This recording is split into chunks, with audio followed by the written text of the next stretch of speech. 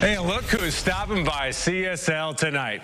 To be honest, he begged to come on the show since signing with the Hornets, but we said he had to earn his way. We backed you up, the fans, and seeing as you're now dropping 24 points a game, Gordon Hayward, I think it's fair to say you've earned your way. So welcome to CSL. Where does this rank in your lifetime honors?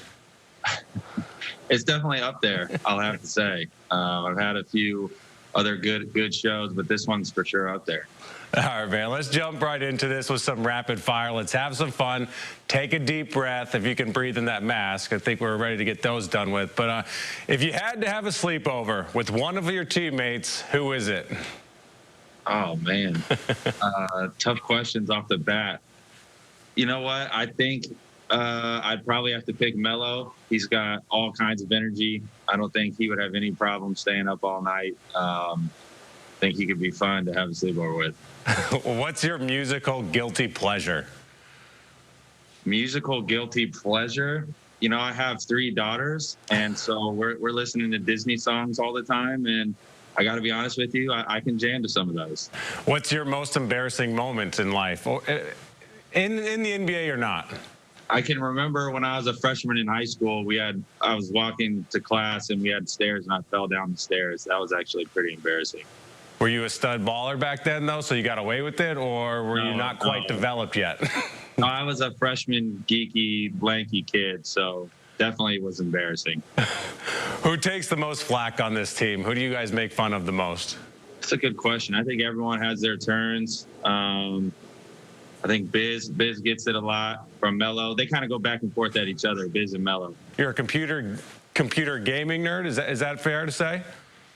Yeah, that's fair. I've always grown up playing video games. You know, I'm slowly getting, myself, my family moved over from Boston. And so, it's one of those things where I would say moving the video game setup is probably not that high on the priority list of things.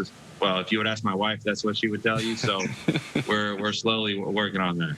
So how do you tell your wife, like, hey, I need an hour, maybe like 4 hours. I'll be in my room. I'll be in the man cave. I've got to play some video games. How does that conversation go? Because I have a fiance, and every time I need to play a little bit of Warzone, it's like a song and dance. I'm going to be like, hey, I'll be at my place. I'll see you tomorrow. Yeah. A lot of times now, I got to wait till everyone goes to sleep. So we've had that talk a lot. Let's talk about some basketball now, guys. In a little bit of a struggle, a little bit in a rut, but you're playing your best basketball of your career. How do you balance the fact that you're having the best best season of your career, yet the team's struggling a little bit?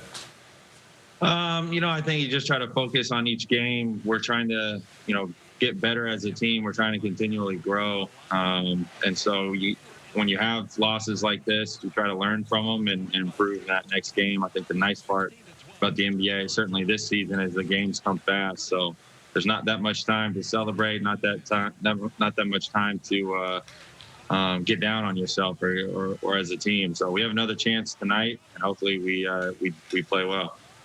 I think earlier when we got to talk to you, when you first got introduced, you said you don't really hear the media noise. So are you one of those guys where you don't actually hear the media noise, but you really read and watch absolutely everything like a lot of guys do? No, that's definitely not me. In fact, I probably wouldn't know what's going on if I didn't have probably some friends tell me different things that are going on in the news and stuff. I try to just stick to my own deal. I'm sure you love to know what we all think, but how do you stay that tunnel vision? When did that start? How did it start? Yeah, it started when I got hurt in Boston. I think it's something where you just have to, you can sit there and go through comments and read and watch everything for hours and hours and hours. It's not a healthy thing to do. So when I was hurt, I clearly had a lot of time, and I just decided I can't do this anymore, and you just delete the app. So the apps are, I don't open up the app, and if I don't open up the app, then you can't read anything. So that's how I operate. What's the prediction for the rest of the season? You guys going to the playoffs? Tell the people right now that Charlotte's ending the drought. You're going to be in the playoffs this year. This is your moment to make the guarantee, Gordon. I'm not big on guarantees, but certainly we're going to do our best to get to the playoffs. Like I said, hopefully we continually grow throughout this season, and we're playing our best basketball at the end of it. All right, Gordon, we appreciate you joining us here on CSL. We'll have you back here. We promise we'll make room for you. All right, man, I know this is a dream come true.